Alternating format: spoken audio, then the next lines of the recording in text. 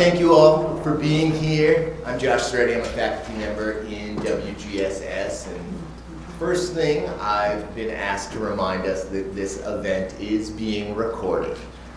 The next thing that I want to remind us of is that we gather here today on the ancestral territory of Coast Salish people, subject to the 1855 Treaty of Point Elliott. And today, the Lummi Nation and Nooksack tribe, our indigenous neighbors, are still here, still practicing their traditions, and still fighting against the ongoing impacts of ongoing colonialism. So today, as we engage in this event about framing feminism, we can also remember that colonialism has always manifested in gendered violence, that there's a crisis of missing and murdered indigenous women, girls, and two-spirits that affects this entire continent, including Whatcom County. And on International Women's Day, to remember the cultural, intellectual, and political contributions of indigenous women, especially Coast Salish women. Thank you, and please join me in welcoming Raylan Schwartz-Dupree, the chair of Women, Gender, and Sexuality Studies.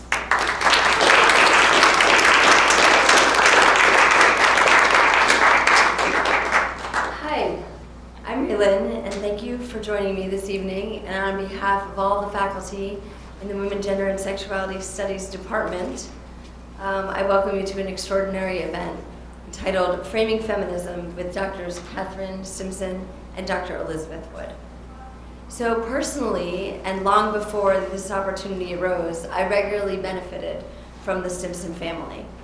Countless times did I venture out of my house just a few short steps from the trees of the Simpson Reserve.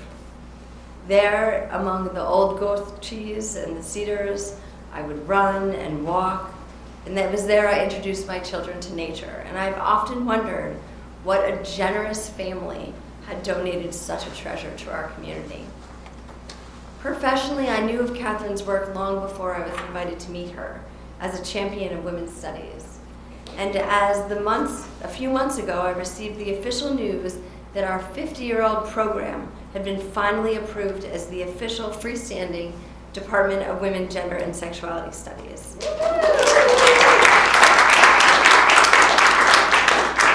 And I'm so grateful to the pioneers like Catherine and all of the programs and majors and minors and departments that came before us.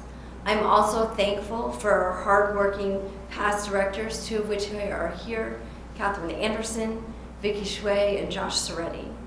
We are also grateful to the CHS deans, Paki Mendez and Keith Russell, who advocated for us, and our provost, Brad Johnson, who sends his regrets, but he was willing to take a chance to go against a national trend to shut down programs like ours and uphold the Western mission.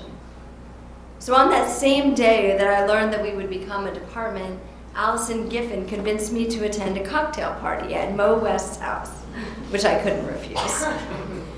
There I met Cheryl Crooks from the Cascadia International Film Festival, the dean of the library, and archivists Beth Joffrin and Ruth Steele.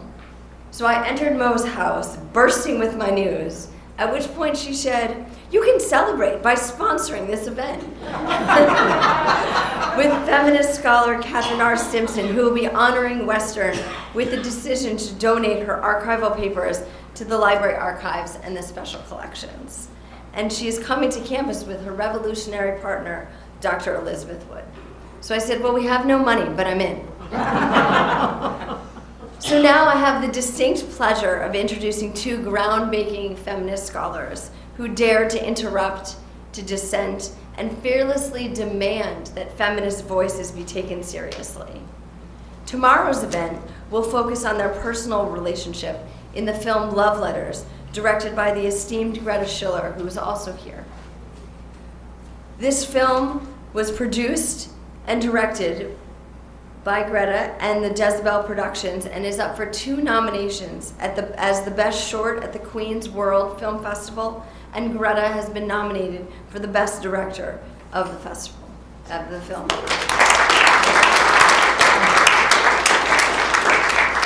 But today we're going to focus on the academic accomplishments of our esteemed guests. Dr. Catherine Simpson was the first director of Barnard's Women's Center and founded the founding editor of Science, which is, if you don't know the field, is like a major flagship journal Yeah, we're gonna in read women out in loud. culture. She's also the former professor and dean of the graduate school and vice president of graduate education at Rutgers University. She has authored, edited, and co-authored several works, including books Class Notes and a collection of scholastic essays entitled Where Meanings Are, Feminist and Cultural Spaces. Dr. Stimson has served as the chair of New York State Council of the Humanities and the National Council of Research. She is director of the Fellows Program at the MacArthur Foundation and president of the Modern Language Association. So you know when you have to cite MLA, that's like MLA stands for Modern Language Association. She is currently the Dean Emeritus at New York University and the co-chair of the National Advisory Council of Creation Capital. So as we planned for the interview, I called John, the director of, the dean of the library, and said, we need a great musicologist. And he directed me to Dr. Felicia Youngblood. When I first met Felicia, her enthusiasm for Dr. Wood's work was ecstatic. She explained that Dr. Wood was a remarkable influence on the study of music, and that Elizabeth's book, Queering the Pitch, The New Lesbian and Gay Musicology, had radically transformed the field of music. Dr. Wood is one of the founders of New Directions in Modern Musicology, a writer and a novelist. Born in Australia, Dr. Wood is also the author of a 2-volume history of Australian opera and a series of award-winning critical studies of Ethel Smith, the British composer, writer, conductor, and suffragette. Dr. Wood has also co-authored a major article on lesbian and gay music in the New Grove Directory of Music, chairs the advisory board of HUB, which is a musicology and ethnomusicology research center in the Elderwood Conservatorium of Music and the University in South Australia, where an international research fellowship has been named. I am joined by Professors Alison Giffen of English and Women, Gender, and Sexuality Studies, Mariangelo Mihai of Anthropology and Women, Gender, and Sexuality Studies, Felicia Youngblood of Music, who we're trying to recruit to hang out with us a little bit more, and graduate students of English and Gender Studies, Mickey Mann and Zaira Bodas. Please join me in welcoming our esteemed guests, Drs. Catherine Stimson and Elizabeth Wood.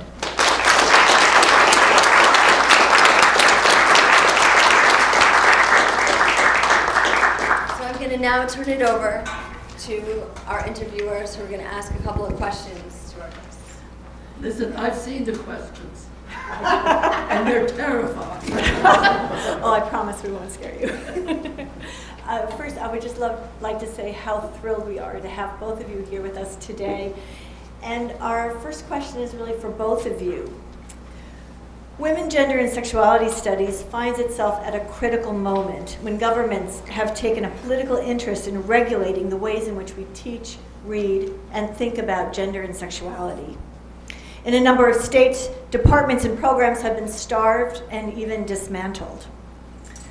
So my question is, how do you advise women, gender, and sexuality studies communities to respond to these challenges? And what can we do to shape the national discourse around women, gender, sexuality, and social justice?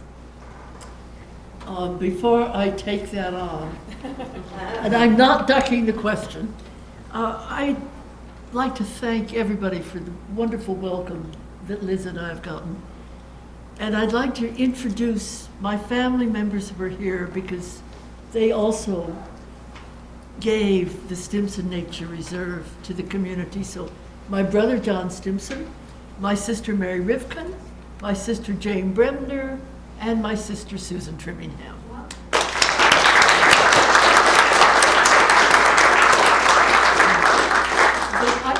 My sister, Susan Trimmingham, lives in Bellingham. She's so loyal. I spoke about women's studies many years ago at Western. And we were in an auditorium like this. And I looked up at the balcony. And Susan was there with 2 of her older daughters. And they were quite young. And I saw them drooping just a little. And my sister Susan kept poking them. And I have never forgotten your loyalty in poking those poor little girls who were then in kindergarten, listening to a grand theory of women's studies. So how does that grand theory work today? Well, I think first, we have to recognize that it is a bad time. It is a bad time, and there is no doubt about it. I have read the legislation of the state of Florida, but we also, and about how you have to be careful about gender studies. It's even worse about race. Now remember, it's the state of Florida that wants to teach slavery, to say that slavery was kind of like a, entrepreneurial activity for the enslaved peoples. So I think we have to make as many allies as we have, and there has to be strong relationships among the departments who are doing this new scholarship. And also allies in the community, allies outside of academic life, to tell clearly what is involved in these academic enterprises. It's very good to have student voices, to have students say, this is what I learned, and this is what I mattered, because what has to be fought is the charge of evil indoctrination. So if the allies and the public voices that are speaking out in favor of these scholarly fields include students, so sometimes you have to argue with your own parents, I realize that. But those arguments can be held in a way that sometimes the parents do begin to understand. And they move from outward hostility to, okay, if that's what you want to do, go ahead. But if you can't earn learning, don't say it's my fault, don't say I didn't tell you. I think it's also important to realize that there are many different ways of doing women's studies. There's not one single monolithic way, nationally or globally, that it is a global movement. And sometimes the ideas are contested and no one will agree on everything. But just at heart, keep doing our work. Just keep doing our work. And there'll be bad times and there'll be good times, and these are one of the bad times. And because of political reasons. And when I have moments of discouragement, which I try to avoid as much as possible, when I have moments of discouragement, I look at the women of Afghanistan. I look at the women of Iran. And I think to myself, if they can keep going, you, first world woman, you can keep going too. In brief, can I be heard? Take from music some good clues. When in doubt and when trying to work together and hearing the various voices, remember that you're forming a consortium of like people. Work together. In the immortal words of Joyce Vance, we're in this together. And in women's studies, we used to have spirited disagreements, but we were in the same area of concern. And so sing together, listen together, take risks together, and be in it together, and follow Catherine's advice. Well, you're absolutely right about music, also visual communication. I'm glad that we're being videotaped. I hope this will go out. I think, of course, I'm beyond the social media, beyond doing them. But, so I have no advice about how to use the social media. But I look at this room and I imagine you have advice about how to use the social media, how to get the message out. I'm not good on that because there are generational differences in how to get the message out. I'm just too bound to the text. And the text is important, and we must never give up on the text. But I think there's an enormous amount of good ideas that can come from people who might be my great-grandchildren about how we better use the social media to say, here's what we're doing. Here's what we're doing. And it's also so important to remember that what do authoritarians seek to put down? What do authoritarians seek to put down? What does it mean that Joseph Stalin, the bloody, murderous dictator of the Soviet Union, what does it mean that he abolished abortion in 1935 or 1936? So that when something is under attack, like Indigenous women, what does it mean if your particular cause or your particular body or your particular freedoms are under attack? What does it mean? To which one must answer, why am I so threatening? What is it that I represent that is a threat? And therefore part of my strength is the change that I represent.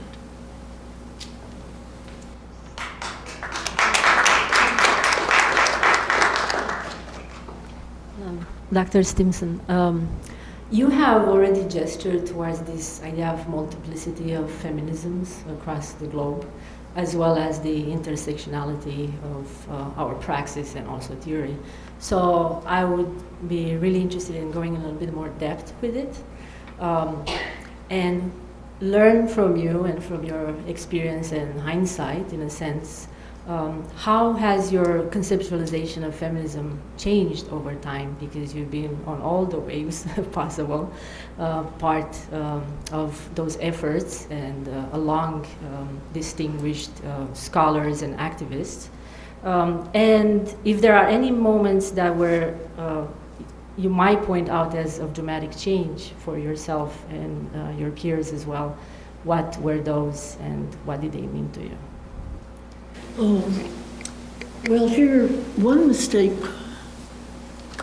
my generation of feminists made is we thought in the United States of waves. So we thought there was the first wave of feminism, which were the people who got, this is in the nation, who got the vote. And then there was the second wave, that was us. And then there was the third wave, that was perhaps our daughters, and we were all very whiny because they weren't grateful enough. And then there was the fourth wave. Now, what was the mistake there? The mistake is to think of historical change in terms of waves. I mean, it's very tempting. I look out at Bellingham Bay. But what is a wave really? Think of the turbulence in a wave.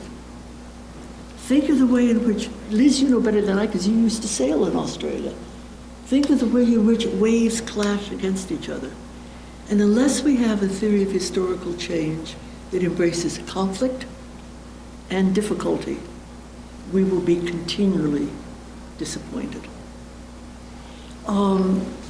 What is the second thing, when I think about feminisms now, is that it's practiced on a local level, that feminism in Bellingham may be entirely different from feminism in Ferndale. It's practiced on a national level because laws about education, laws about laws are national, and it's practiced on a transnational level. And each one of those levels will have to have its own strategy and its own tactics. So that we learn that you have to work on several levels at once. And if you work on a transnational level, are you trying to create transnational spaces? Or are you working through transnational organizations such as the UN? And my answer is all of the above. Now, if you have so many levels at once, you've got to have some things in common. You've got to have some things that you're all working on together, though they may change locally, nationally, and transnationally. So one thing we might think about together is what are those things that we share? Bodily freedom, but not freedom to murder, but bodily autonomy. Another thing I think we all share is the right to education for everybody. I think another thing we all share is getting rid of domestic violence and violence against women, and asking why is there the violence against women. A fourth thing is rape is a crime of violence in war zones and not. And maternal health. So I think it's those 5 or 6 that I think emerge that can be the agenda of transnational feminisms.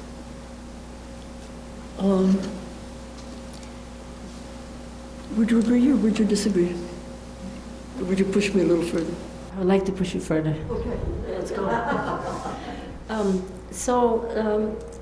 I guess the next step would be to think about, beyond the things that we share in our common struggles, there are also many things about embodiment and positionality that set us apart.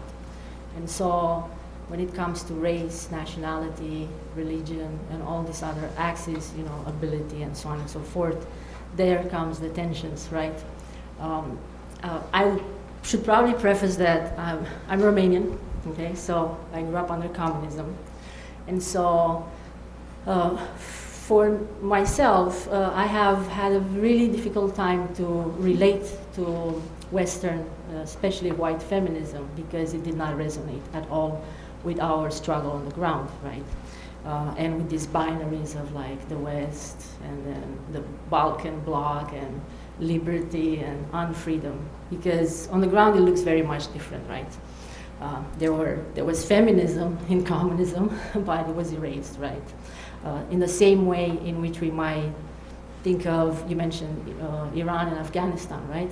That there's a complication there too. We can't necessarily compare our situation with the situation of women in those countries as an oppositional thing. Like, we should be grateful that we have freedom while they do not have, because they experience freedom in other ways as well, right? So it gets complicated. So the question would be, as a public scholar, and you've been so prolific in conversations with so many activists and scholars and your wonderful peers, how has, and I repeat the question, your conceptualization of feminism changed in time, considering this axis specifically? So moving away from what we have in common in our... Right. I'm glad you brought up the question of feminism under communism. And perhaps we could explore that a little bit more, and with you leading us. But feminism just can't be for a certain group, and it cannot be done hypocritically. You can't say you have equality if it's only on the books, or if you have equality in education. This is how I conceptualize what I've been through in terms of defining this. First, in the early 70s, that I thought to be a feminist meant to look at the disabilities of women. You could say under patriarchy. And you could see that patriarchy was hierarchical, but what you looked at was the disabilities of women. Then you looked at what your local disabilities were and what you could do about it. So we thought about education, we thought about economic opportunity, we certainly talked about changing the rape laws, we talked about maternal health, but we talked about disabilities. Then the second stage was to look at the strengths of women. How, despite all the barriers, what could women do and what had women done? And probably the book here was, I'm sure many of you know, was Carol Gilligan's In a Different Voice. It'd say, women speak in a different voice. Women can teach us moral truths that are perhaps obscured by our conventional notions of masculinity. And the third stage, which was so important, and this is what I think you wanted me to get to, was the term was invented by the African-American legal scholar and activist Kimberly Crenshaw. And I think her first big article was 1979. And it was the notion of intersectionality. And there are differences among women, and we live them out in very different ways. And the African-American, the black woman, must suffer both from the disabilities of racism as well as sexism. And that was an enormous breakthrough because we had to look at the differences among women, and the differences among women continued to multiply. The differences of race, the differences of class, the differences of religion, the differences of nationality, the differences of family structures. And then the question became, how do we talk together despite those differences? And that, I think, is still the challenge. How do you, in the classes that are being taught here, in the program in Women, Gender, and Sexualities, how do we talk together across our differences? And that brought up two other things, which is active listening. Now, you may not think I believe in active listening the way I've been carrying on here, but active listening, how do we really hear each other? How do we hear each other? Liz, you may think this is a crazy analogy, but how do we hear each other as members of a band or members of a string quartet listen to each other? And then, of course, what developed, and I think we ought to go back to it, the question of the study of men. And how is masculinity constructed? Why do men do what they do?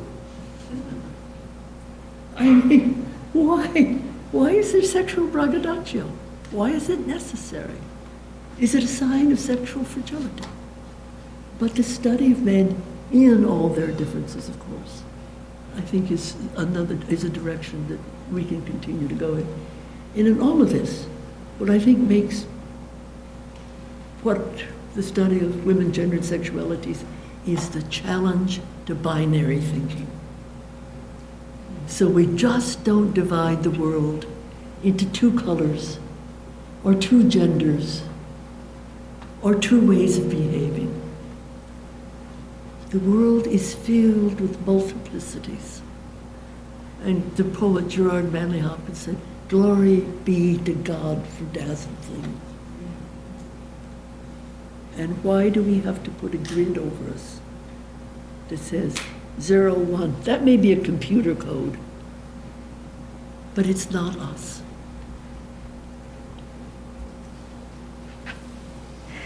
Thank you. Yeah. Thank you so much for that. I especially appreciate your commentary on active listening. As I teach my music and social justice students, listening is key to social justice. And I'm so glad to talk with Dr. Wood a little bit more about her listening practices and scholarship. Dr. Wood, from your work on combining queer theory and musicology to your relentless archival research to learn about the history of Australian opera, to your work on the life and music of Ethel Smythe, it is evident that, as Susan Cusick would say, your work is driven by music, passion, and the will to know. I'm wondering if you could tell us about a time when you faced great challenges in your work on music, gender, and sexuality, and how this will to know propelled you forward. It's a beautiful question. I just want to say something on the last one. It made me think of something which I found very important that was going on in Australia about a decade ago, when 3 ageing feminists, ex-activists. I mean, they started to map Australia by the scenes of massacres. And that map became unreadable. It was so pockmarked with violence against Indigenous people, the Aborigines. But they worked with Aboriginal women to mark the sites, to find those sites. Because there's this weird disconnect in Australia. My first teacher, my first mentor at school, was doing her PhD on what was then a word, assimilation, on the missions with young women who'd been ripped away from their families in order to separate them from their aboriginality. And from this woman, I learned, first of all, how to listen, because I was her note taker. And we would sit in the red dust in a circle of Aboriginal women. While Faye would ask questions, I took notes. And I learned to listen to these voices. And I realised there was a great difference, a great bridging that had to happen. So getting back to this map of the sites of massacres was an attempt, working with Aboriginal women, to retrieve those memories, which music often does, as you must agree. And then the voice failed in Australia. You've probably heard of this. This was to be a national coming together so that there would be an official platform for Aboriginal voices in government. Failed. So there's no listening, not enough listening, not enough communication. And I was also thinking of your wave analogies and thinking, I've learned a lot about rivers and how rivers find their way to the sea. And of course, if they're tidal, that is the course of creating these chasms you see as you fly over rivers. And I learned from a composer friend of mine that rivers, the sound you hear in a river is made by friction. And so voices come from friction. And we should not throw out friction in our discussions as feminists. That is the place of difference, that we need to listen and explore and treasure. So enough on that. So yes, there have been moments in my life when, music. I come from a musical family. My grandfather built pipe organs, and an aunt was a music teacher, and we played Sundays. We played music as a family. There was even a member of the family who could play the piano backwards. I've never been able to do it. It wasn't George Gershwin, but it alas. When I started musicology, I'd already done English and history, and I was really wanting just to play the piano. But I was urged to do musicology because it was a new field in South Australia, so I did it. And I got a lot. I was bored quite often. It really was the era of great masters and their music. All the books were masters and their music, and there were no mistresses at all. But it was clear that this was a field like art history. That was the other sister, low on the totem pole. It was clear it was time for a revolution. And I remember sitting one night and writing a title for a book I'd like to write. It was called Sex and the Soprano, starting with Monteverdi. And then I thought, I'm not up to writing this book yet. So I didn't write it. Susan McClary came along and wrote for me. So the moment of change was when I realised that music was only, music as we were taught and as we were studying, was only a fraction of the story. And when I started to teach in women's studies in this country, I did a course called Women in Music. And then I thought, no, this is not what it is. It's music in women's lives that we should be exploring, because then that embraces the world. That's women everywhere who have music in one form or another. And often there are great connections between them, as we were just discussing. I'm getting off the subject, but once you turn subjects around and look through the other the other end of the telescope, suddenly is revealed a field longing for your exploration. And the excitement of moving there is just stunning. Coming to New York and meeting Catherine made sense of everything. There she was running signs. Every article in science in those 5 years you were editing, every article was revolutionary. And you saw the university, the curricula in every discipline opening up, being radicalised. It was the most exciting time of my life. So I think that excitement is still there, especially with your generation, younger still. It's a work of discovery and exploration, and it's joyous. Does that go somewhere towards answering you? Yes, it definitely does. Thank you. To follow that up, music, as I'm sure you would agree based on our conversation earlier, it's at once embodied and intangible. And so much of the work that both of you have done, really, but in terms of musicology, Dr. Wood, so much of the work that you have done has focused on making the immaterial material, or the silence, heard, where otherwise it has not been. I'm wondering, how do you bring what's hidden out into the world and effectively communicate about it in ways that others might understand? If I were a singer like you, or a dancer, I'd do it that way. But my love is words as well as music, and so I write.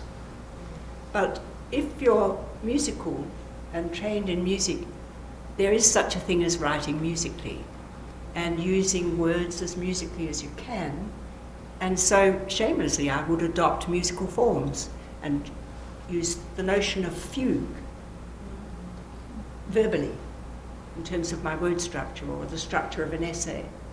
And so that then I felt that writing about fugue, which is after all about chase and capture and repetition, that you could follow that almost as if you were riding a horse. Do you know what I mean? It became a physical embodiment of the form of music and the words that could somehow be expressed through that form. And I remember after my mother died, I wrote a thing which was really a lament. It's called Decomposition. And even the complications of my relationship with my mother could be explored in this form. It was both autobiographical, but it was also lesbian theory of lament. And this is a woman's form. And that I could do different sections of this piece that were not necessarily about my relationship with my mother, but about relationships that music can so express so fluidly and often so effortlessly where words fail you. So I've found music this incredible consolation that my feelings, my experiences, and my thoughts and ideas can come together through words into music. Does that answer your question? Thank you. Thank you. Do you have anything to say about it? I would answer this question. Yeah. Well, before I ask my question, I wanted to say I'm really honored to be in the same room as both of you. So this is quite exciting. But as a queer person of color, I'm interested in your advice on how to create communities of care, particularly in the academy. And my generation has learned so much from the trailblazers that came before us, yet there's still so much work to be done. And for example, I'm interested in Filipinx studies, and despite having a super supportive, lovely cohort and kind professors, there's still this feeling of isolation that lingers. And I'm sure you both have great insight into this. My question is it enough to create a supportive cohort?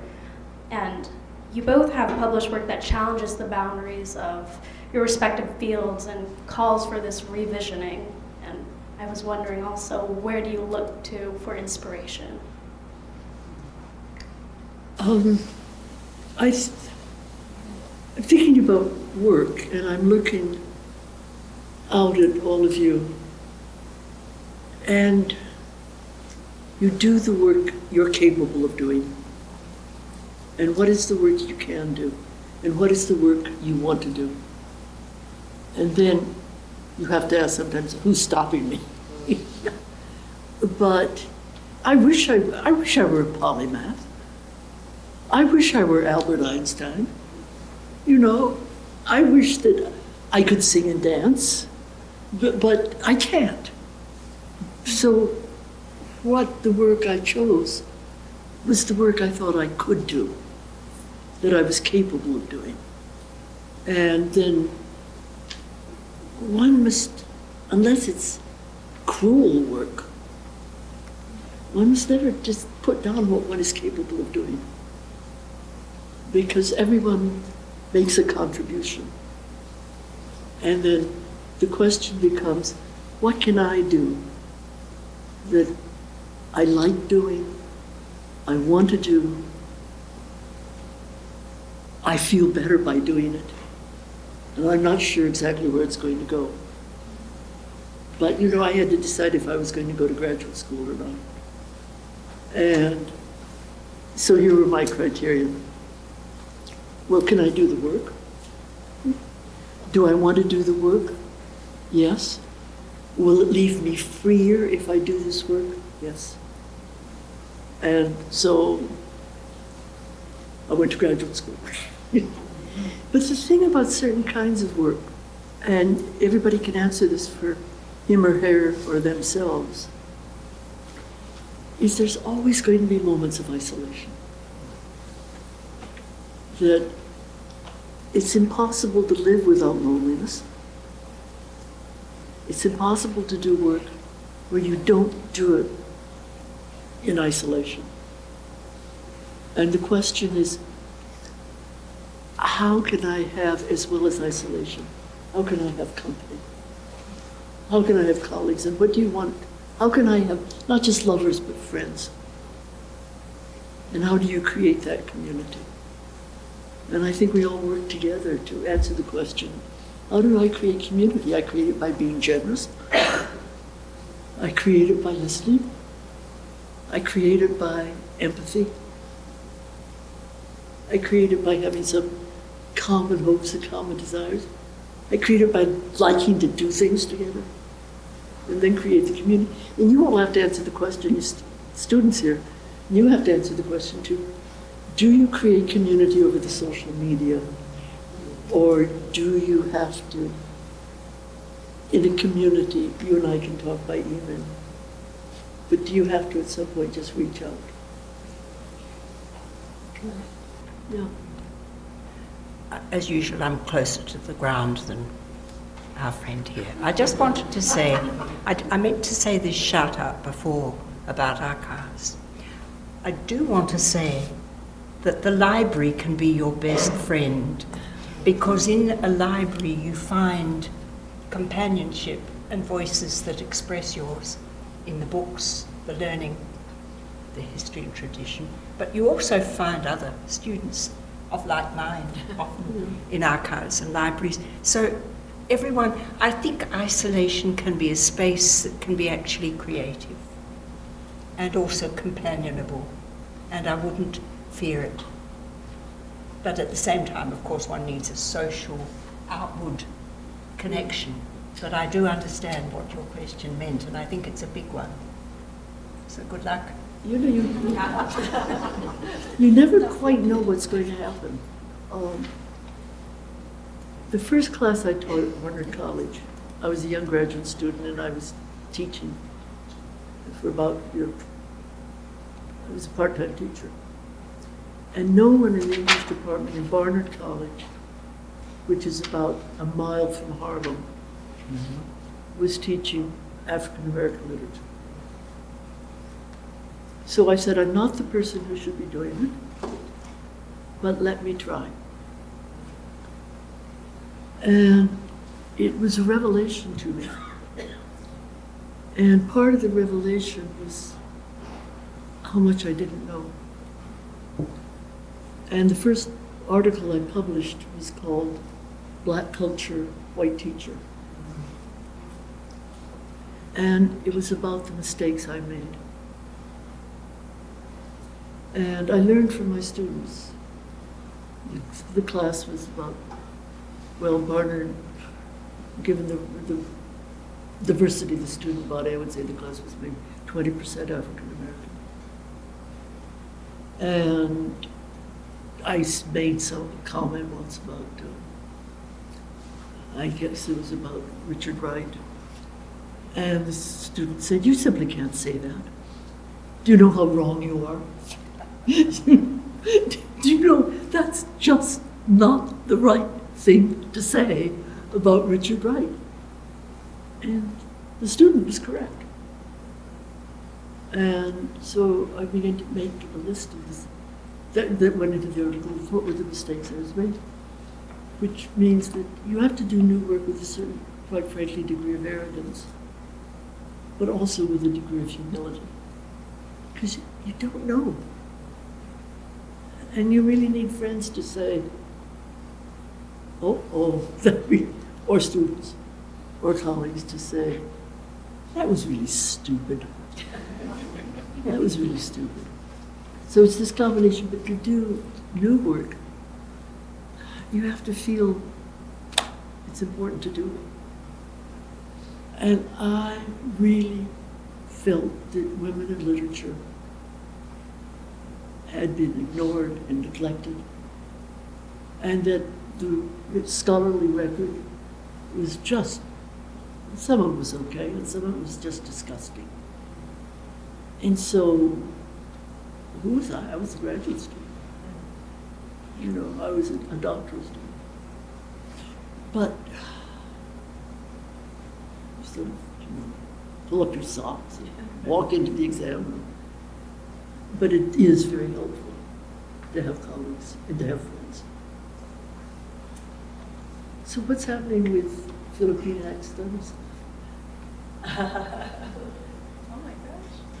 Go for it. Wow, I didn't expect to get a question. The field that I'm specifically looking at Filipino women writers, which is quite a small field. But there are big names out there like Gina Apostol, Elaine Castillo. There's so many of these writers, and I think in my undergrad, I had a wonderful advisor who never lied to me. He told me the truth always, and I was like, there's no work in this field. I don't know what I'm doing. And he goes, you are exactly the same people who are telling you not to do this field. There is work, there are things to discover, there are women who are writing. So I'm learning so much, and I thank that advisor. But that's kind of what that field is like currently. It is small, but there's so much to learn, and I think growing. 100 million people in the Philippines, and they have this deep history. There's the history of the great migrations called the Out of Taiwan movement, and there's the pre-colonialism of before the Spanish came and said you're all Roman, you're all Catholic, and love it, right? And then after the Spanish, the Americans came and said you're all Americans and right?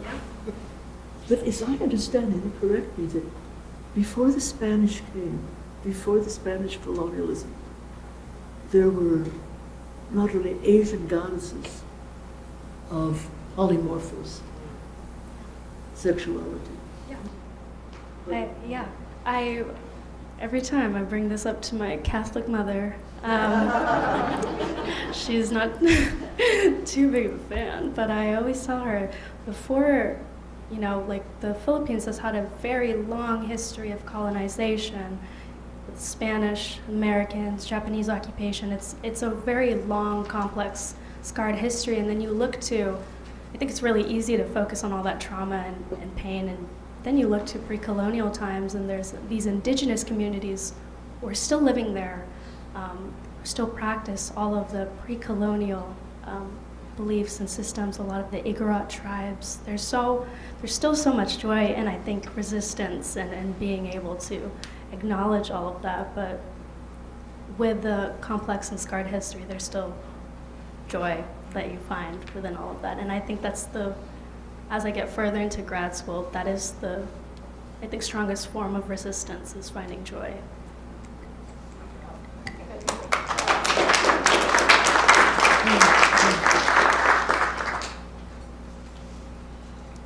Thank you. Oh, thank you. I'm going to take us in a slightly different direction. Kate, across your long and impressive career, you've made powerful contributions in leadership positions, serving as, we heard, chair of MLA, director of the Fellows Program at the MacArthur Foundation in Chicago, dean of the Graduate School, and vice provost of graduate education at Rutgers, and that's just to name a few. But I'm especially struck by the ways throughout your career you've built new things. As early as 1971, you contributed to the creation of the Barnard Women's Center, something I benefited from personally. And then later, the Institute for Research on Women at Rutgers. You were, of course, one of the founding editors of Signs. And again, this is just to name a few examples.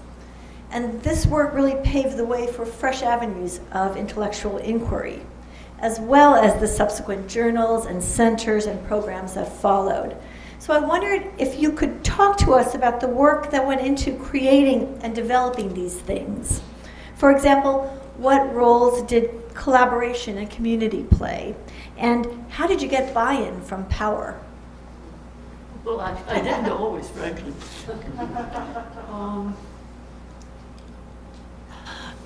You know, I've talked, let me go back to something I said before. As long as you know yourself, you have to be true to your temperament. And I like starting things. And I think a lot of that came from living in the Pacific Northwest, living in Bellingham, and going to the campus school when Western Washington University was Western Washington College, and it had a campus school, which was a lab school, where the guiding spirit, the tutelary spirit, was that great American philosopher, and he was great, John Dewey. And it was to learn by doing, and we took, my brother and, my family here, my siblings are all nodding. You know, boys and girls together took typing classes. I was sent out to pluck reeds and to make a woven mat. And they had wonderful teachers, and their idea of what they wanted to do was to go to New York and go to Teachers College at Columbia University, where Dewey was teaching. But it was a combination of experiment and rigor. And I just like starting things. And as Liz may tell you, I'm occasionally easily bored. And, you know, so if you look at my career, and I've been at three institutions, but I sort of rambled around in them. I like being 5 years on something or 6 years on something. Essayist rather than a book writer. And that's who I am. And that's what I do. But leadership position, I think looking back on it, I came into my career at a good time. Oh, you may say, oh, you know, because the civil rights movement was active in the 1960s. I was a part of the rebirth of feminism in the United States. There were things were opening up in the United States. And people were sort of ashamed. They began to be ashamed if you had a department that had no women in tenure. And there were academic studies coming out saying, look what's happening, and people would occasionally, you know, sort of scuff their feet and they'll say we have to do something about that. And right now, that's a different scene that I'm going to quote from you now, that one has to move at this point from creation to the creativity of resistance. And I occasionally think, oh my God, I have to worry about this again? I thought this was over with. I really thought I wasn't going to have to worry in the United States about abortion. My first demonstrations in New York were to change the New York State abortion laws. And I would stand there and I would look out at the audience, and there were women in pastel-covered blouses, all identical, all holding roses, looking at me with pity. Looking at me with pity because I was going to go to hell. Well, maybe I will. I don't know. Who can predict that? I just hope to see you all there. But then a man stood up. And he started to talk about how was a baby conceived.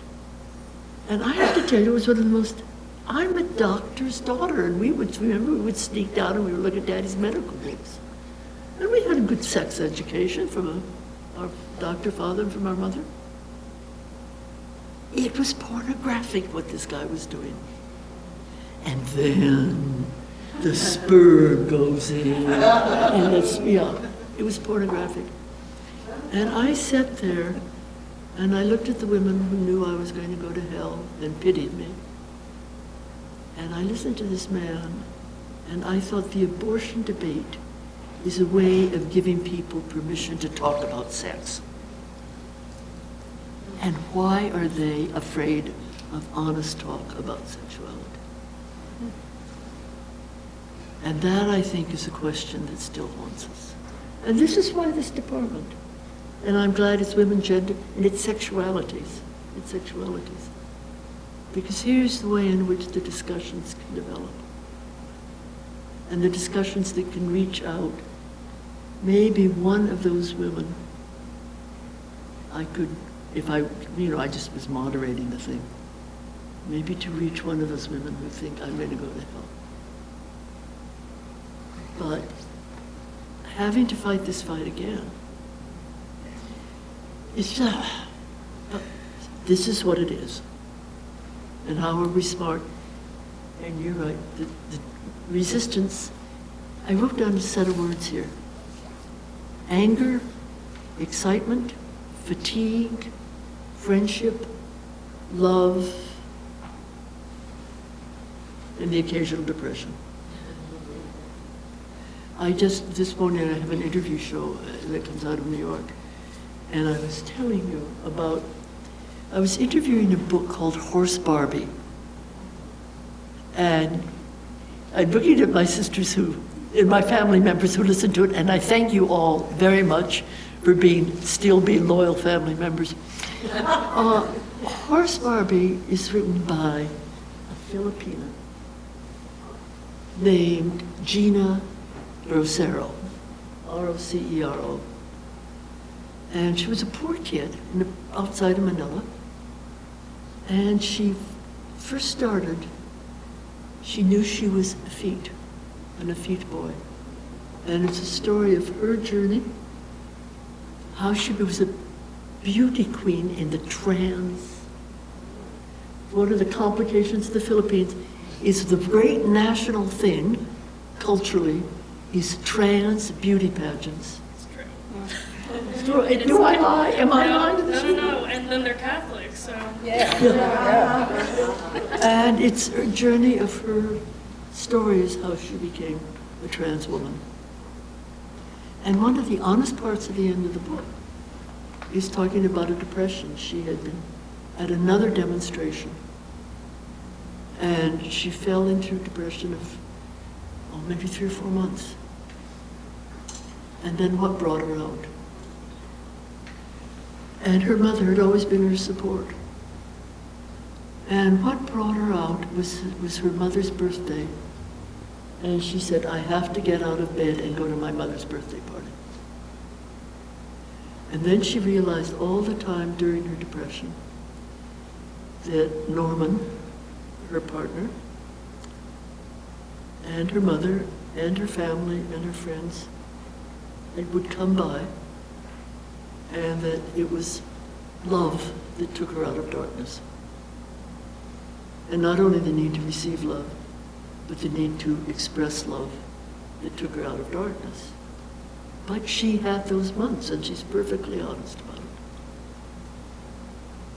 so that the sorrow, we're such a weird species, where joy and sorrow and all the other feelings are mixed together in the great canvas of our lives. But there has to be, how do we know joy unless we know sorrow? And how do we know what it means to come out of those moments unless we know what is waiting for us? And I recommend this book. I mean, this is perhaps a little too much about dating Lorenzo and finding love in love, but it is an immigrant story as well. And at the end, she speaks, she's only 41. She was born in 8. I slipped in the interview, we just flown in from Seattle. I slipped in the interview and said, now you were born in 1883? She said, no, very patiently to me. No, she said, no, she said, I was born in 1983. And I said, you're right, I'm the one who was born in 1883. And it's a letter to trans, queer, non-binary kids. And she said, yes, I will have scars, I have scars. But you must keep going. You must keep going. Because we are also capable of persistence. I said I was restless and I flipped back and forth, but persistence does help. But just one quick leadership story if we have the time before we break out. It was a good time. It was a time that was opening up. Colleagues and friends, having a plan B. If I had not gotten tenure, what was I going to do? What was I going to do? So always you don't have to think the plan B is going to have to be executed, but it's useful to imagine alternative scenarios. And you don't win all the time.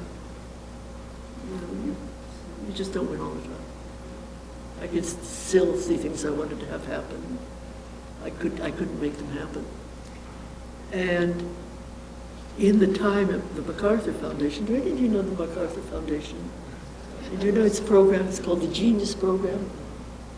And every year they anoint 22, 23, 24 people that are called geniuses, though we'd never liked that at the time. We called them exceptionally creative people. Well, I went in there, and I was to be, quote unquote, a change agent. And I ran up against, sometimes some of our choices were thought to be perhaps a little bit too much of change agents. And so I ran up against the chair of the Board of Trustees. And I said, it was you, Mary. My sister Mary, you met, he retired to the great city of Everett, Washington. And he'd made his career and he retired to Everett. And wasn't it you, Mary, who met him? And said, what was his name? I know, he'd been president of the University of Illinois. And anyway, you said, oh, did you know my sister?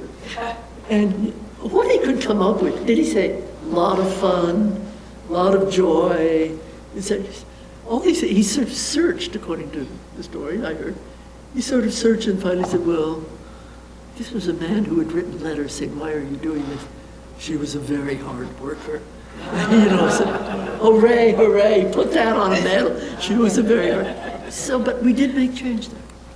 We made change because sometimes if the time isn't right, there is nothing wrong with prophecy. And nothing wrong with prophecy. Nothing wrong with saying this is how it should be. Because the time, in my experience, the time can catch up with you.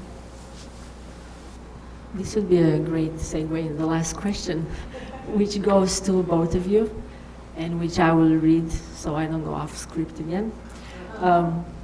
So Thank you so much for being with us. We are deeply grateful and privileged to share this important moment with you. We thank you for your monumental contributions to our fields of knowledge, for your continuing and provocative presence as public scholars. And we are wondering, of all your wonderful and complex contributions, some of which we explored here tonight, what would you like and hope your legacy to be? What framework would you like current generations to understand you through? And, as important, what should future generations remember you by? Well, this is an appeal to my narcissism, isn't it? You know, you don't know how you're going to be remembered. You just don't know. So what I say is hopes. Think of all that we have lost. And one of the reasons I love Toni Morrison as a writer is that she's tried to reclaim Black history. But think of all we lost because Black history was not recorded for so long. Think of all we have lost of indigenous history because of what was wiped out. So we don't know what's going to happen with the challenges that face us of climate change. I don't know if a robot running through, I don't know what a robot's going to say running through the archives about what might happen. So I try not to think too hard about my legacy because it is out of control. And quite frankly, I prefer things to be in my control. Now, but if I had my choices, I'd like people to think she never forgot where she came from. And secondly, she always remembered the importance of kindness and generosity. And the third, she saw things that were wrong in the scholarly record and did her best to change them. And that she was fun to be with.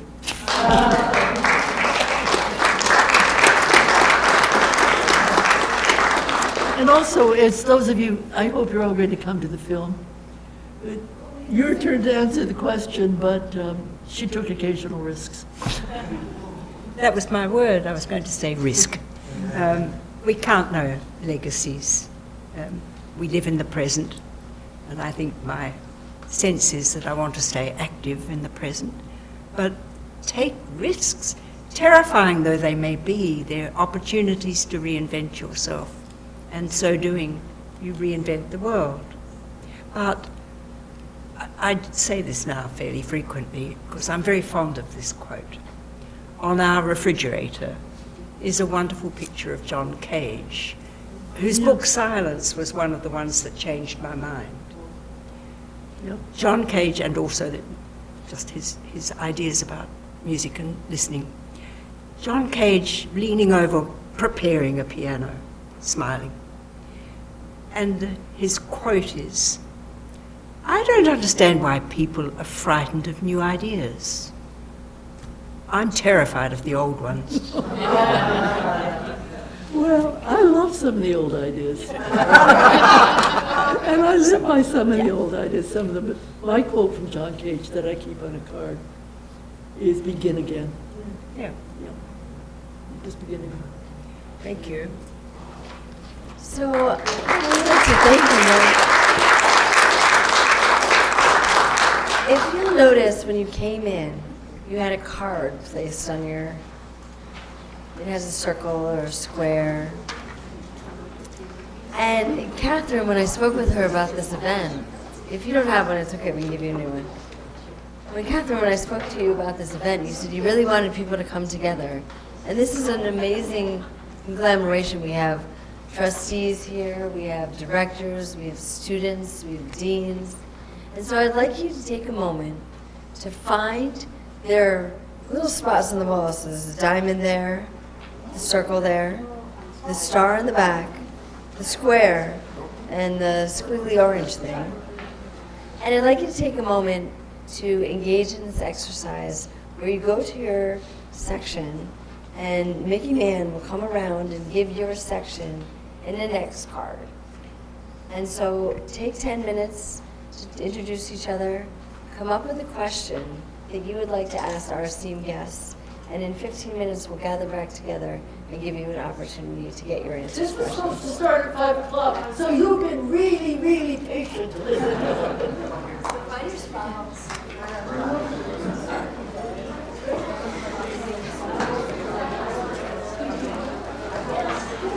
Okay. So it was made clear to us that not only did we want this to be, an interview among the panel where we get these wonderful conversations happening, but also to open it up among the people here and the students and the teachers and everyone who decided to come and participate. So we're very excited about that.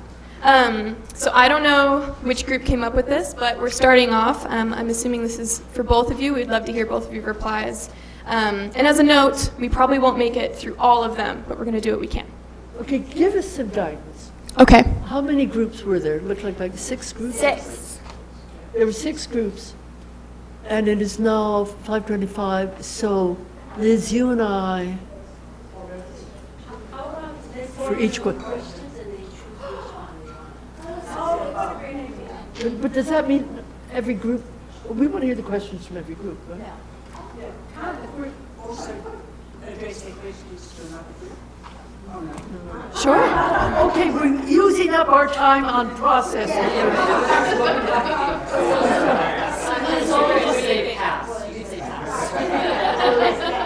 Your job is to make sure you stick to the time. Great. Because we're going to get every question is. All right, well then, getting started, I will be the guy who makes the decisions. Here's the first question. What risks did you take that ultimately failed that you have learned from? Okay. I can answer that. For me, I failed to ever have a full-time tenured teaching job. I was a freelancer, more or less self-employed in musicology, and had never been part of the major conversation. In part because I was raising children, and so many mothers have difficulties forming full professional careers. But you can make use of the edges to become part of the dialogue. So risk is a big thing for me, and it's like being on the edge of a precipice, and sometimes you just have to jump. But there oh, nice. Thank you, Greta. I haven't written a second novel. She hasn't written a second novel. I want to push a little further on that. Not just what have you failed at, but what have you learned from these failures? So if you... That perhaps I was not born to be a novelist.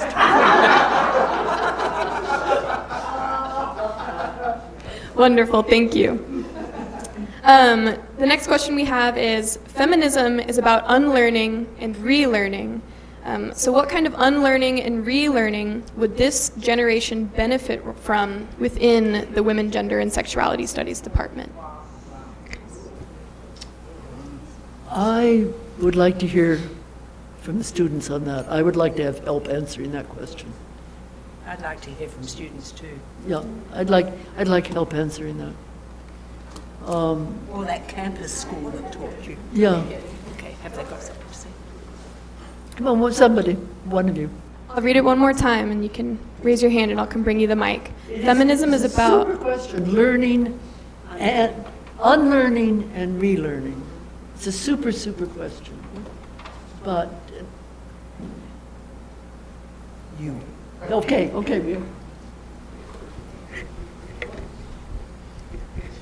This is the first thought that came to mind. It's probably not the most revolutionary one, but I think a good thing for our generation to unlearn, and I think we've already started the process, is like the, excuse me while I curse, the like boss bitch feminism, like, because it's that, we were kind of raised on that, you know? Like, you know, girls can do anything, but it was very superficial and like, it was kind of all talk. So I think, in a way, like what I'm getting at is like we need to unlearn the performative aspects of a lot of feminism and like relearn like what those things actually mean in practice. If that makes any sense or seems relevant to any of you. Thank you. Did anyone else have something?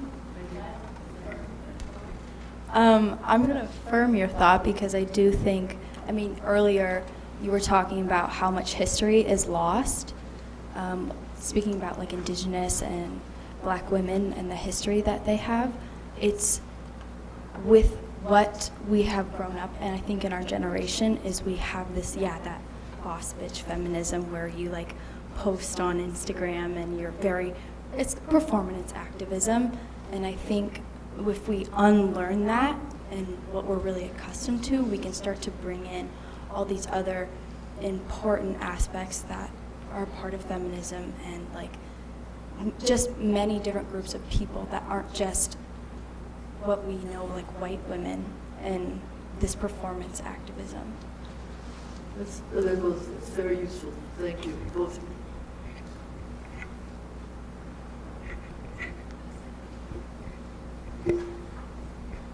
I think when I was younger, I kind of felt like growing up that everything was ready for me to, be that boss bitch when I was older.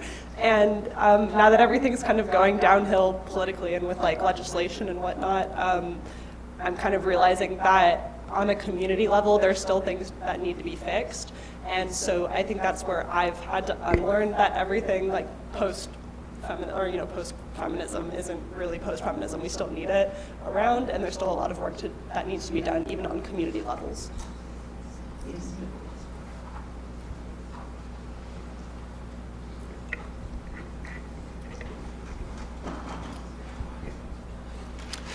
Yeah, one of the things that learning about throughout gender and race studies and all these different fields, one thing that has really helped me break out of old ways of thinking has been something you kind of touched on, Dr. Simpson, which is the rejection of this Western notion that everything is a binary. The idea that you can be both and instead of either or. And I've just found that that is central to a lot of ways of thinking that we are stuck in. It's something that keeps us from progressing, and if we acknowledge that more, I think that's going to be really transformative. Thank you. If I can also add to that, there's a poster on one of our professors' walls, and I'm forgetting who, but it says, no to hot takes, and then instead warm nuance. And I can't remember whose door that is on in the English department, but I think kind of tailing off of a lot of these sort of sentiments around performativity, and I think what performativity often equates is feeling the need to take a stand. And I think urgency and safety of people's bodies does mean oftentimes taking a stand. But I think also in many scenarios it is very important to move slowly and to not be either or, but to have that yes and with the ability to listen, as we've also talked about, active listening and that moving forward. So I think being more in conversation and less of creating hard lines could equal a little bit more safety for people, which would be nice. But I'd love to hear your replies as well still, if you're willing. I would agree that the performativity, there also has to be something there. There has to be something there. I thought the double attitude of feminism, if I heard correctly, on the one hand it promised too much, and on the other hand, it's people have said, oh, it's dead. It's not. There's still feminist ways of behaving with each other, of collaboration, and feminist goals that are crucial in the community, nationally and globally. I think the destruction of the binary is crucial. We live in, as I said, quoting Hopkins, glory be to God for dazzling things. All things bright and beautiful. All things. bright and beautiful. Well, I constantly have to relearn differences. Constantly have to relearn differences. And I have actually, I want to relearn religion. There is something, and I was raised as an Episcopalian, there is something in the lessons of the gospel. I hear, it really sounds pretentious, so forgive me. I was rereading the Beatitudes.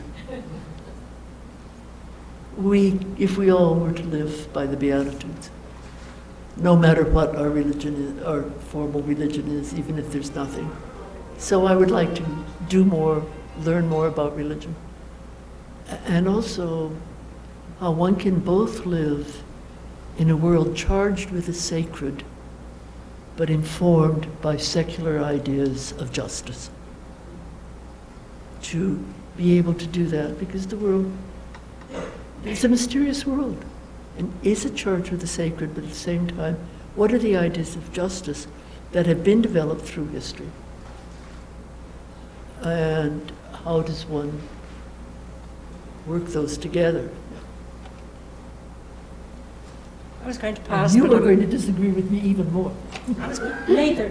I was going to pass, but I just quickly want to say, every now and then I miss consciousness raising, which was a tool of 70s feminism.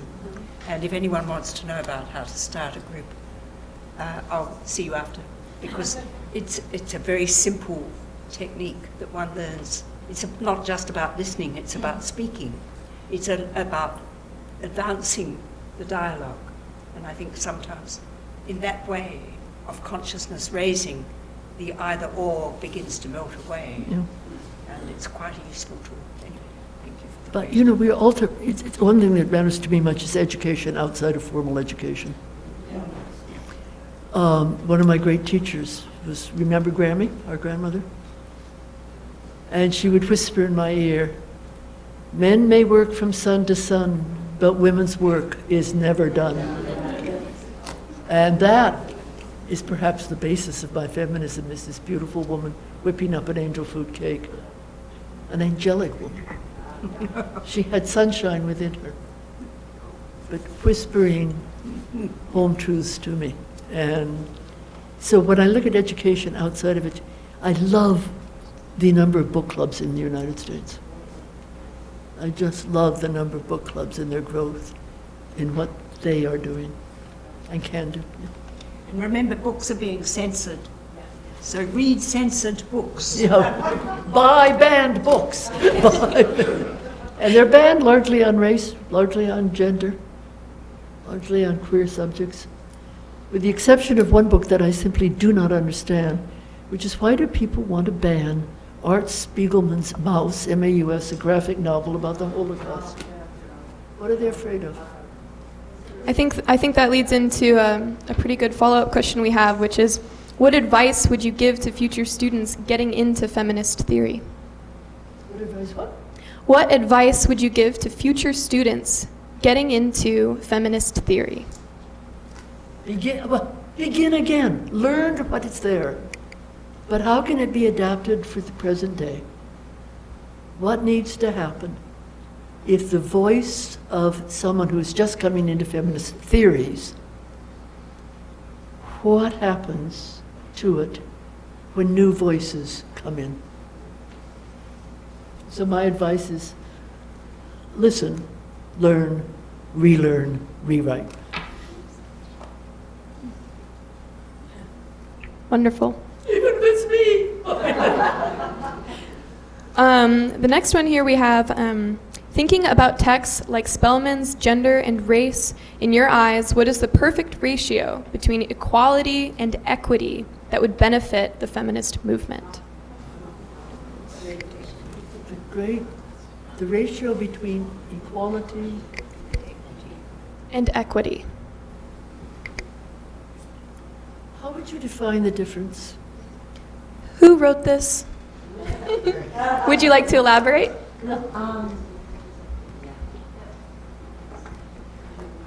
So we read Spellman's Gender and Race in our feminist theory class, and one of the things that we found was like liberal feminism, or one of the things that I found and discovered was how liberal feminism has major ties to equity and like equity in the workplace, but that doesn't equal equality for all women and things like that. And so I was just thinking, in your eyes, how can equality and equity like work together instead of it being an either or kind of situation? I think I understand the argument. I have difficulty seeing a gaping difference. I believe in this. I'm old-fashioned in this way. I am a liberal. I believe in equality of opportunity, but equality of opportunity can't just be lip service. Equality of opportunity means all the kindergartens, all the pre-kindergartens have to be good, and that people can use, and there has to be legally enforced. Now, Audrey, I don't know if you'd agree with me or not. Legally enforced equality of opportunity within the workplace too. And I think you can achieve equity in a variety of ways. I think probably there will never be perfect equity for a variety of reasons. But I think if we have equality, real equality of opportunity, all the way up, is to say education, workplace, marriages, relationships, any kind of relationship. And if we have equality of opportunity in becoming a judge, if we have that, the gap between equality, which may look superficial, and equity, that may disappear. The one thing is, for example, when I said judges, I was referring, of course, to the Supreme Court judges.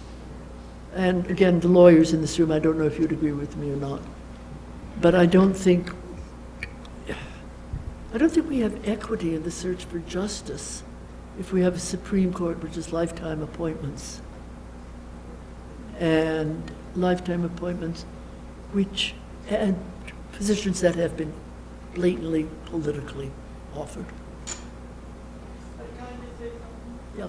I think it's the opposite. Yeah. I think that equality assumes a level playing field. And so let's say you go to a school district where you do not have access to quality education, but you have the drive and the verve, to want to pursue a profession that requires, say, a higher education degree. But you don't have equality to access, so you have to have programs in place in order to give people that sort of equity. Means what we used to call, what does they say in the middle class, it's tutoring. For poor people, it's remedial. So I think that, I don't know, I think there's a big difference. Well, maybe, but when I say equality, we have to perfect equality. Yeah. No. Yeah. I was I was going to say with some dismay that I'm not sure what equality is, because I'm not sure I've ever seen it. Well, I think I have. And it's beautiful to see. Wonderful, thank you. Okay, so next up we have, life as an activist in this world can be overwhelming and exhausting. What do you do to take time for yourself?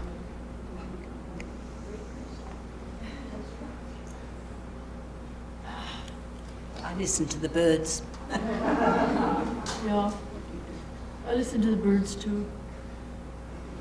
We listen to each other too. Yeah, we do, as a matter of fact. I like the verb take. Sometimes you just have to do it.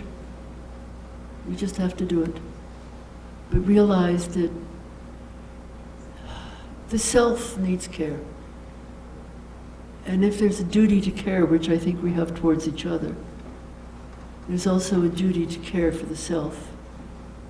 And I don't always, I'm not perfection at this, but if you care, you can't help others if you can't help yourself.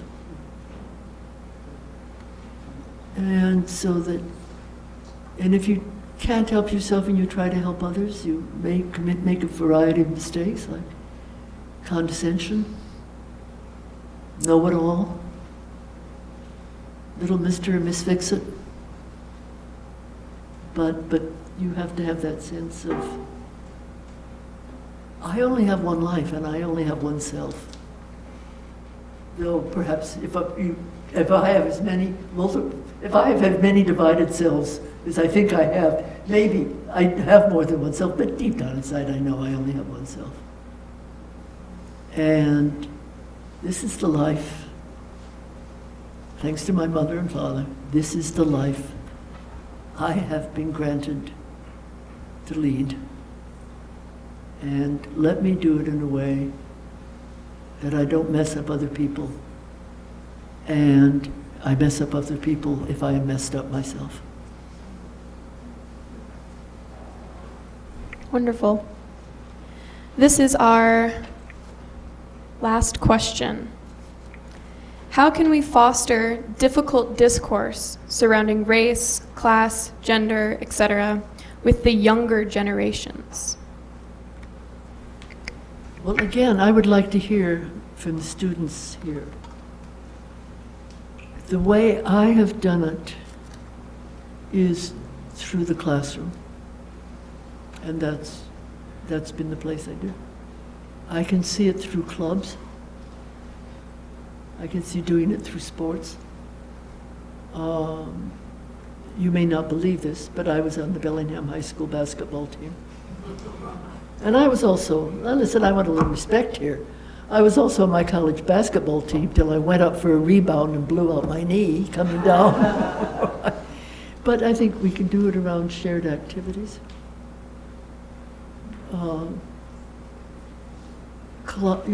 Shared activities. Again, my chosen venue was the classroom. I think one of the hardest places to do it is in the families. And this Philippine activist, Gina Rosero, she would get questions saying, my mother is so opposed to me. And her beautiful mother would pick up the phone and say, I want to talk to that mother. So some kind of, I'm just inventing this idea now, peer-to-peer counseling among mothers, peer-to-peer counseling among fathers. And I don't underestimate the power of the media here. I know of a case of a child abuser, child rapist. And he was being tried in a conservative part of the country, really conservative part of the country. And he was found guilty. Of course, there was strong evidence, but we all know jury trials can go astray. He was found guilty. He was given 4, not concurrent terms, but 4 consecutive terms. And those of us who know him, without being vicious and punitive, and still believing in prison reform, hope that he will never get parole because of what he did to a child. So how was he found guilty? Because there had been TV programs about child abuse that had made it plausible to this very conservative part of the country. They had heard of cases. I think Dateline was one of the programs. And they had seen this. It was, and they had taken it in. The jury had taken it in. What was that question again? The question is, how can we foster difficult discourse surrounding race, class, gender, etc. with the younger generations? It's a really big question, and I sometimes find the immensity of what we're involved in as human beings and Americans and citizens and colleagues. I find it so immense. If I were very young again, like 22, I'd sometimes wonder, how do I enter and where, with whom, on what? And this, one of you came up with the idea of being involved in the local community. And for a little while, my newspaper side, thank you, Cheryl, worked on a local newspaper. And I needed the money. And I did obituaries, which was a wonderful way of learning about the community gone. And I did the arts, which was a marvelous way of finding out who was doing what and making what and celebrating what. But I learned about the local level, which is that the slightest action, like going to a civic meeting, can change things or not. And so you get your, what's it called, your apprentice strengths from the local, which gives you then the vision, the energy, and the know-how to enter the larger sphere. Does that mean anything? You know, I have a lot of admiration for Gloria Steinem. Very early on, in the early days of the women's movement, when she went speaking, she would only speak if an African-American woman was with her. And she went out in partnership. She's also very funny. She's very funny. And she's a great supporter of indigenous rights. And she said, just do one thing a day. One thing. Because it can be overwhelming. I am supposed to take on global authoritarianism. What am I supposed to do when Viktor Orban, the authoritarian president of Hungary and the man who talks about illiberal democracy, when he goes to Mar-a-Lago to eat off golden plates with Donald Trump? How can I stop that? Well, what is the one act I can do? But every day. Like, what can I do one act every day? Thank you for that. We have about 8 minutes left, and I think it would be wonderful if we could open it up to the larger audience if anyone would like to ask a question.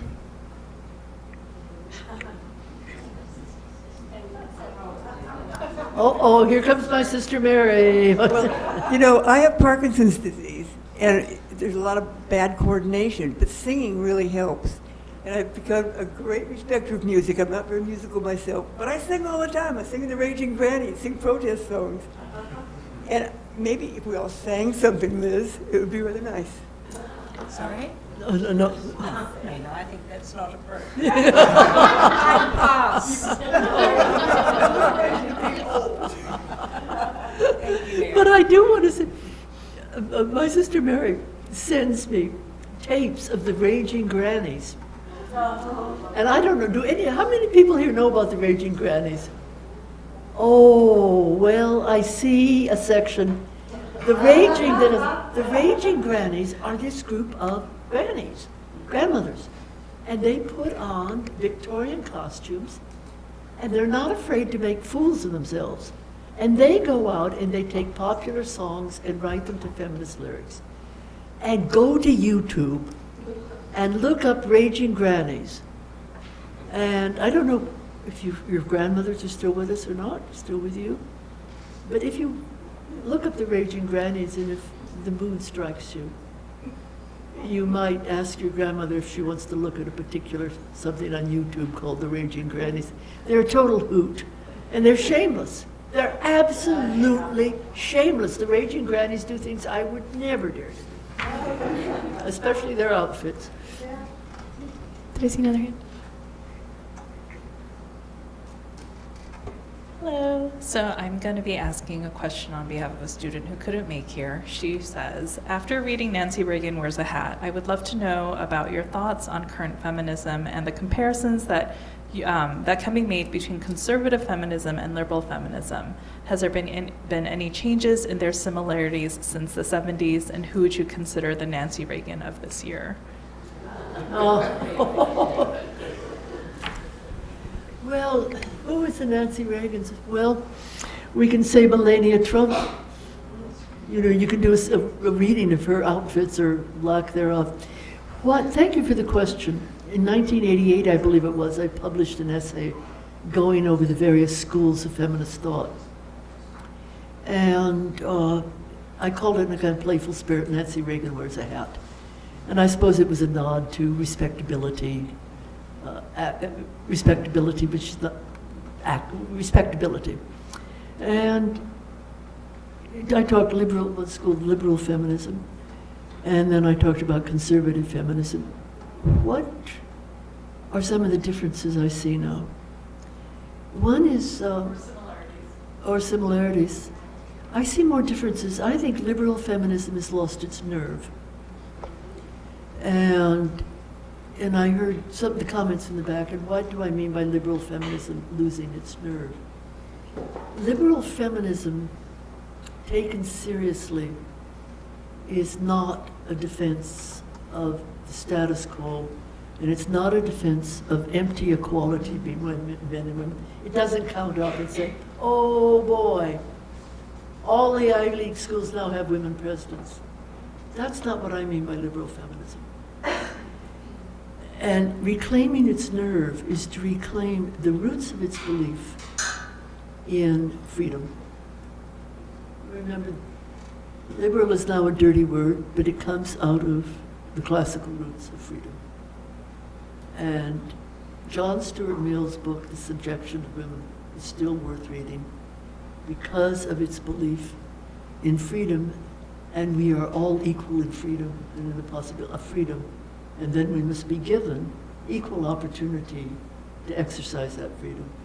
So I would like to see, as I say, someone's come out and say, by the way, liberal feminism, you know, is the term mojo correct in this case? You know?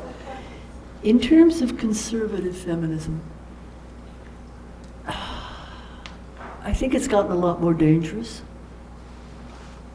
And I think it's gotten a lot more dangerous for two reasons. One is because of the alliance between conservative feminism and a fundamentalist version of evangelical Christianity. I've already told you I was raised as an Episcopalian. I've already told you I'm not going to abandon the Beatitudes. I'm not going to abandon the passages in Matthew about love, nor am I going to abandon the prophetic zeal and power and passion of the Old Testament, which is, of course, the root, the Hebrew Bible of the New Testament. I am not going to abandon the decencies and wisdom and ethics of all the major religions. But the Christianity I see operating now it's a political Christianity. It's, you know, where are we going to get in the world? Well, surely all the major religions teach us to think of realms beyond this immediate world. So conservative feminism is much more allied, I think, with the current state of I'm sorry to say so, evangelical Christianity. The second reason is perhaps ironic, is that conservative feminists have achieved positions of real power. And what are they doing with it? I think there is a senator from Missouri named Josh Hawley, who is a spokesperson for Christian nationalism. His wife, they met as Supreme Court clerks. And she is now one of the chief legal advisors and strategy designers of a group, I think it's called Alliance for Defense of Freedom.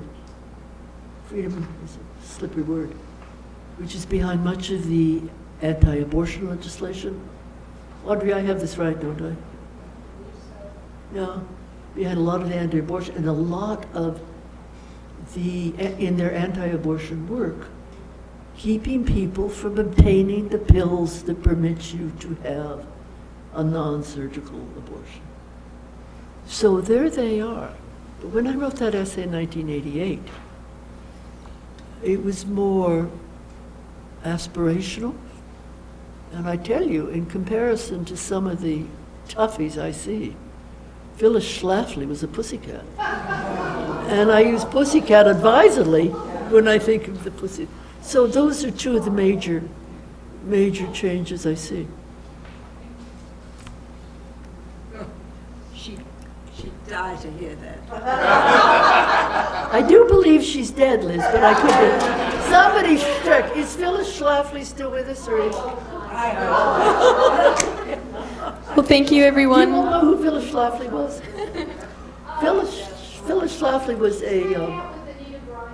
Okay. Let's not end on this note. Thank you, everyone. We are. Oh, apologies. Sorry. Go ahead. No. Anita Bryant was one of the great. She came out of Florida, and she sang in favor of orange juice, and she was one of the prophets of anti-gay, anti-LGBTQ prejudice. She was a case. Okay, do we each get a last word? Do we have time for a last word? Yes. Okay. Again, I want to thank you for your questions. I want to thank you for listening. I wish we had more time so I could listen more to you. But it's been a wonderful 2 hours for me. And thank you for organizing it. Thanks for all of you who've organized it, because I know what effort it takes, to help, to bring people in and hope they won't, break the glasses, But really, I'm here and I speak. I wanted the last words to say thank you. Thank you to everybody in this room. Thank you.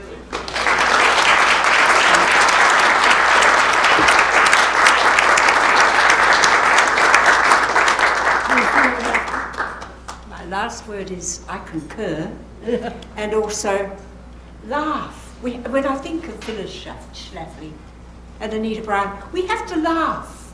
So let's go out on a laugh. Thank you for everything. Thank you all.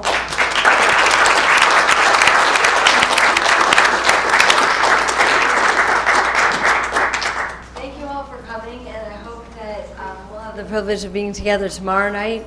There's a free event at the PAC in which Greta will present her film about the life and love of Liz and Kate, and we hope to see you there. We know it's Friday night, but it's a short doc. So you have time to do lots of other things. But it is International Women's Day, and let us remember how great the spectrum is of what it means to be a woman.